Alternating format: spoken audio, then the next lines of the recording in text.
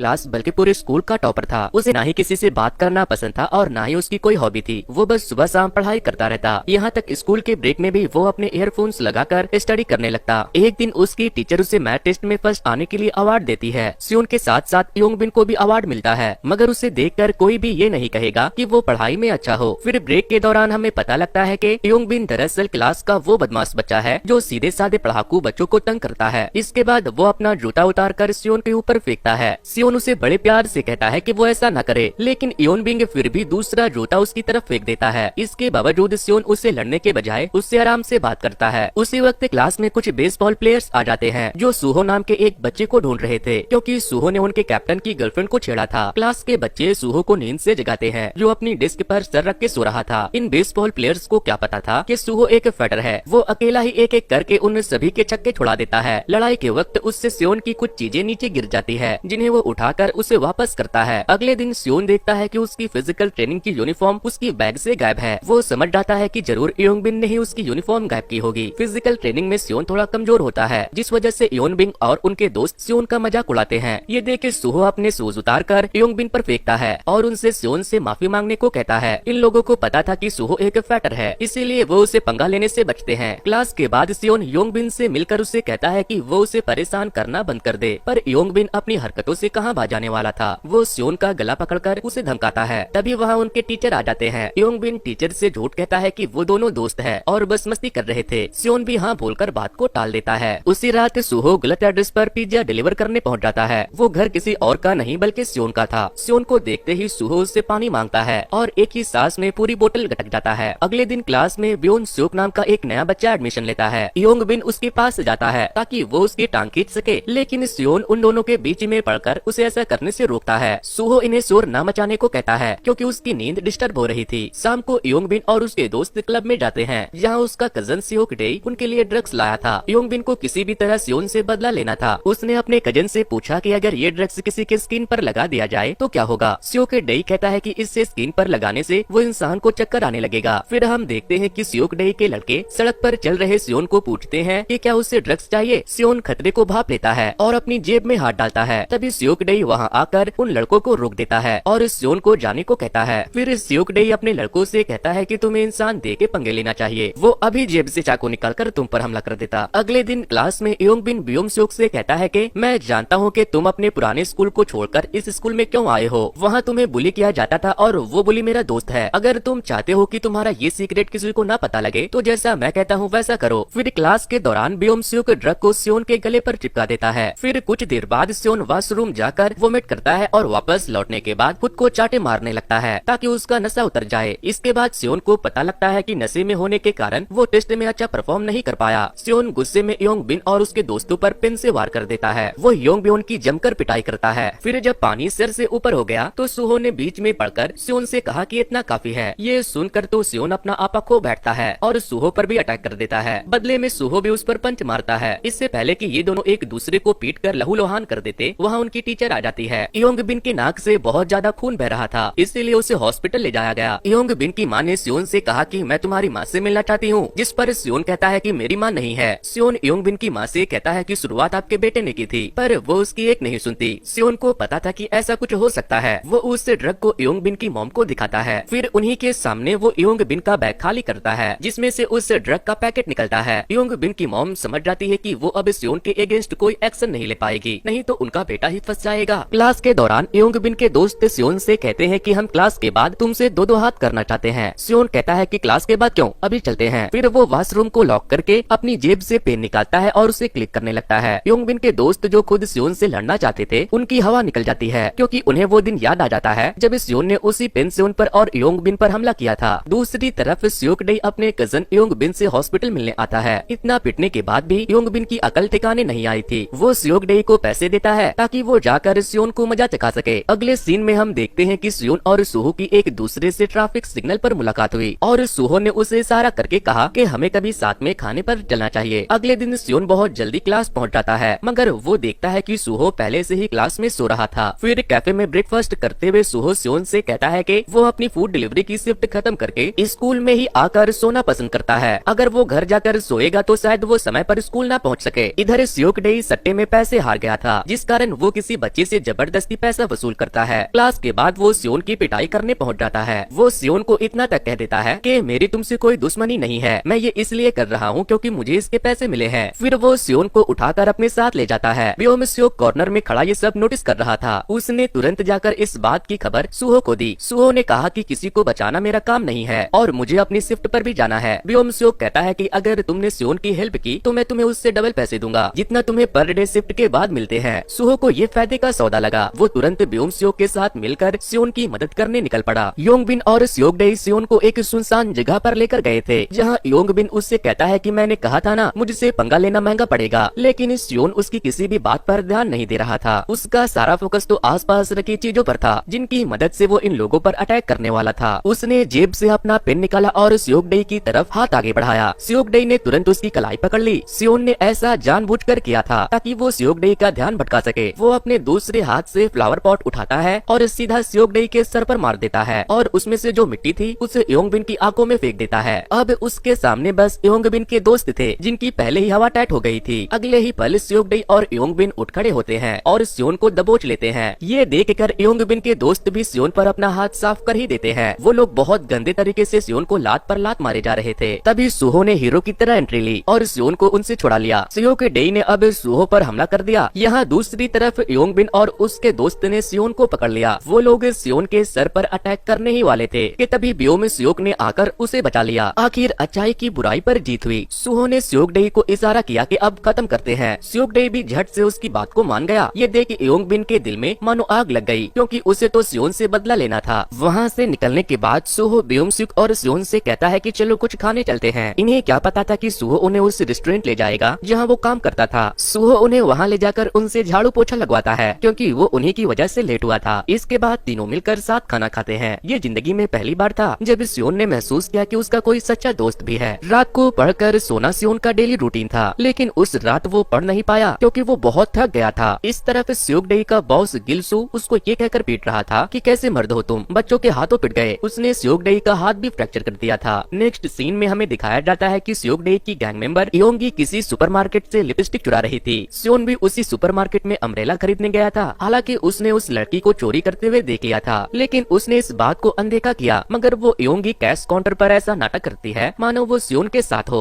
Store से बाहर आने के बाद भी उसने सियोन का पीछा किया क्योंकि उसके पास छाता नहीं था, बल्कि वो उसे अपने साथ डिनर करने भी ले गई, ये कहकर कि मुझे अकेले खाना पसंद नहीं है। अगले दिन स्कूल में योंगबिन सियोन के पास पहुंच जाता है और कहता है कि मुझे तुम लोगों की मदद चाहिए, मैं ड्रग्स के केस में फंस गया हूँ, क्या तुम लोग मेरी बेगुनाही का गवाह बन सकते हो। ये सुनकर सुहो समझ जाता है कि ये जरूर इसी की कोई चाल होगी, मगर सियोन और ब्योम स्योक को तो महान बनना था। वो लोग तुरंत योंगबिन के साथ चल पड़ते हैं। आखिर हुआ वही जिस बात का डर था। योंगबिन सियोन और ब्योम स्योक को स्योकडेई के बॉस गिलसू से मिलवाने ले गया था। गिलसू ने उन दोनों से कहा कि तुम्हें मेरे मेंबर स्योकडेई का हाथ फ्रैक्चर करने की कीमत चुकानी पड़ेगी। मैं तुम्हें 3 दिन का मोहलत देता हूँ, अगर अपनी जान प्यारी है तो कैसे भी करके मुझे पैसे ला कर दो। अगले कुछ दिनों तक गिलसू के गुंडे हर जगह इन दोनों लड़कों का पीछा करते हैं। सियोन योंगी को चुपके से मिलने के लिए बुलाता है ताकि उससे पूछ सके कि गिलसू से कैसे बचा जाए। योंगी कहती है कि गिलसू और उसका पार्टनर एक बेटिंग वेबसाइट चलाता है जो कि एक स्कैम है। वो वेबसाइट लोगों को सट्टेबाजी करने के लिए ललचाती है। शुरू में तो उन्हें साइन अप बोनस मिलता है, पर जैसे जैसे उन्हें सट्टेबाजी की लत लग जाती है, वेबसाइट जानबूझकर उन्हें हर गेम में हरा देती है और ऐसा करते करते उनके सर पर कर्ज चढ़ जाता है। योंगी सियोन से कहती है कि अगर तुम किसी तरह उस वेबसाइट के स्क्रीनशॉट इकट्ठा कर लो तो तुम उन्हें गिलसू के खिलाफ सबूत की तरह इस्तेमाल कर सकते हो। इसके बाद स्कूल में सियोन, सुहू और ब्योम स्योक बात कर रहे थे कि आज तो गिलसू को पैसे देने का आखिरी दिन है। ब्योम स्योक ने अपनी महंगी वॉच जो उसके पापा ने गिफ्ट की थी उसे बेचकर कुछ पैसे अरेंज कर लिए थे, पर सियोन और सुहो का मानना था कि हमें गिलसू को पैसे देने के बजाय पुलिस स्टेशन जाकर कंप्लेन करनी चाहिए। स्कूल से बाहर निकलते ही वो लोग देखते हैं कि गिलसू तो पहले से उनका बाहर वेट कर रहा था। सुहो ब्योम स्योक और सियोन से कहता है कि मैं जाकर गिलसू से बात करता हूँ, तुम लोग पुलिस को कॉल करो। फिर सुहो गिलसू से कहता है कि मेरे पास पैसे तो नहीं है, मगर एक बिजनेस प्लान है। स्कूल में हर कोई मेरी बात मानता है, तो मैं उन्हें तुम्हारी वेबसाइट से गेम खेलने के लिए मना सकता हूँ। सुहो गिलसू से ये भी पूछता है कि क्या वेबसाइट के अलावा तुम्हारा कोई गेमिंग रूम भी है। फिर गिलसू उसे गेमिंग रूम दिखाने के बहाने से अपनी वैन में बैठा लेता है। वैन के निकलते ही योंगी सियोन से कहती है कि तुम्हें सुहो को अकेले गिलसू के साथ नहीं भेजना चाहिए था। सियोन सुहो को टेक्स्ट कर देता है, जिसके बाद सुहो उसे अपना लाइव लोकेशन सेंड करता है। यहाँ ब्योम स्योक भी सुहो का पीछा करने टैक्सी में बैठ गया। योंगी स्योकडेई से कहती है कि हमें इन बच्चों की मदद करनी होगी, नहीं तो ये लोग गलत रास्ते पर चले जाएंगे और आगे चलकर ये भी गिलसू की तरह बन जाएंगे। गिलसू के अड्डे पर पहुंचते ही सुहो अपने स्मार्ट वॉच का रिकॉर्डर ऑन कर देता है, लेकिन गिलसू भी कुछ कम नहीं था। उसने जाते ही सुहो से उसका फोन मांग लिया। जब सुहो ने फोन देने से मना किया तो गिलसू के आदमियों ने सुहो को पीट दिया। उसी वक्त ब्योम-सेओक वहाँ पैसे लेकर पहुँचा और सुहो को छोड़ने की मांग की। अब गिलसू ने पैसे तो रख लिए, मगर ब्योम-सेओक को धक्का देकर वैन में डाल दिया और अपने आदमियों के साथ वहाँ से भेज दिया। कुछ देर बाद सियोन पुलिस को लेकर उस लोकेशन पर पहुंचा। पुलिस ने सियोन से कहा कि हमारे पास इस जगह की तलाशी लेने का वारंट नहीं है, इसीलिए हम तुम्हारी कोई मदद नहीं कर सकते। जिसके बाद सियोन खुद ही पीछे से दीवार लांघकर अंदर चला जाता है, मगर उस जगह पर कोई भी नहीं था। जब सियोन ने जमीन पर लगे खून के निशान देखे तो उसके पैरों तले जमीन निकल गई। फिर हम देखते हैं कि ड्राइविंग करते वक्त गिलसू सियोंग-डे को कॉल करके किसी जगह पर पहुंचने को कहता है। सियोंग-डे योंग को अपना डेबिट कार्ड देकर कहता है कि तुम लोग चौकन्ने रहना। इसके बाद योंगी सियोन से कहती है कि तुम अपना लोकेशन शेयर करो ताकि हम टच में रह सके। फिर वो सियोंग का पीछा करने लगती है क्योंकि वो उसे अकेले गिलसू के पास नहीं भेजना चाहती थी। गिलसू जैसे ही सियोंग-डे को देखता है वो उस पर लात घूंसों की बारिश कर देता है क्योंकि उसे सियोंग-डे हमेशा से ही निकम्मा लगता था। इसके बाद गिलसू वहाँ खड़े एक लड़के से कहता है कि तुम ब्योम-सेओक और सुहो की मौत की जिम्मेदारी लोगे। दरअसल उस लड़के पर बहुत ज्यादा कर्ज चढ़ गया था और उसे गिलसू को पैसे लौटाने थे। गिलसू उन दोनों को जान से मारने ही वाला था कि तभी सियोंग-डे ने उस पर पीछे से अटैक कर दिया। इसे हमें पता लगता है कि सियोंग-डे अब बदल चुका था। वो गिलसू का जुल्म और नहीं सहने वाला था। गिलसू के हाथों सियोंग-डे को पिटता देख योंगी भी गिलसू पर अटैक कर देती है, पर गिलसू से डरने वाला नहीं था। उसने योंगी का गला दबोच लिया। उसी वक्त वहाँ सियोन पहुँच जाता है और अपने दोनों बंधे हुए दोस्तों के हाथ खोल देता है। नेक्स्ट सीन में हम देखते हैं कि सभी गुंडे पुलिस की गाड़ी का सायरन सुनकर भाग गए, लेकिन उन्हें पता चल जाता है कि वो महज एक ऑडियो था जो सियोन ने अपने फोन में प्ले किया था। अब इन तीनों स्टूडेंट्स और गिलसू के गुंडों में जमकर लड़ाई होने लगती है। इस मौके का फायदा उठाकर योंगी जख्मी सियोंग-डे और उस लड़के को लेकर भागने लगती है, मगर इतने में मौके पर असली पुलिस की एंट्री हो चुकी थी। गिलसू पुलिस को देखते ही अपने बंदों को आगे कर देता है और वहाँ से भाग जाता है। सियोन और सुहो उसका पीछा करते हैं और वो दोनों मिलकर उसे पकड़ लेते हैं। यहाँ सियोंग-डे योंगी और उस लड़के को एक लोहे के गेट के अंदर बंद करके कहता है कि तुम दोनों भाग जाओ, मैं अपने आप को सरेंडर करने जा रहा हूँ। बाद में पुलिस सभी को अरेस्ट कर लेती है। फिर हम देखते हैं कि ब्योम-सेओक के डैड का बॉडीगार्ड सियोन से कहता है कि तुम यहाँ से जा सकते हो, बस इस बात को किसी से मत कहना। इसके बाद वो ब्योम-सेओक से कहता है कि तुम्हारे डैड चाहते हैं कि तुम गिलसू को कस के चमाटा मारो, क्योंकि ब्योम-सेओक के अंदर हिम्मत नहीं थी। वो ऐसा करने से इनकार कर देता है। ये सुनकर गिलसू उन पर अटैक करने की कोशिश करता है, मगर बॉडीगार्ड उसकी अकल ठिकाने लगा देते हैं। यहाँ सियोन योंगी को लेकर सुहो से मिलने आता है जो हॉस्पिटल में एडमिट है। तीनों साथ मिलकर डिनर करते हैं, मगर वहीं इस तरफ हम देखते हैं कि ब्योम-सेओक के डैड उसे नंगा करके हॉकी स्टिक से खूब पीटते हैं। ब्योम-सेओक का बाप एक पॉलिटिकल पार्टी का नेता था जिसे लगता था कि उसका बेटा किसी काम का नहीं है। अगले दिन तीनों दोस्त साथ मिलकर स्कूल कैंटीन में लंच करते हैं और शाम को बाहर मिलने का प्लान बनाते हैं। उसी दोपहर ब्योम-सेओक देखता है कि सुहो ने योंगी के साथ बहुत सारी फोटो अपलोड कर रखी थी, मगर उसे अब तक फॉलो बैक नहीं किया था। शाम में जब वो लोग मिलते हैं तो ब्योम-सेओक को लगता है कि वो उस ग्रुप का हिस्सा नहीं है। उसी रेस्टोरेंट में ब्योम-सेओक को वो लड़के नजर आते हैं जो उससे पिछले स्कूल में बुली किया करते थे। वो उन्हें देखते ही बाथरूम में जाकर छिप जाता है। उन लड़कों ने भी ब्योम-सेओक को देख लिया था, वो भी उसे यहाँ वहाँ ढूंढने लगते हैं। बाथरूम से बाहर निकलने पर ब्योम-सेओक देखता है कि योंगी उन्हीं लड़कों में से किसी एक से कॉल पर बात कर रही थी। वो योंगी पर जोर से चिल्लाया। ये सुनकर सुहो ने उसे ऐसा करने से रोका और योंगी के साथ वहाँ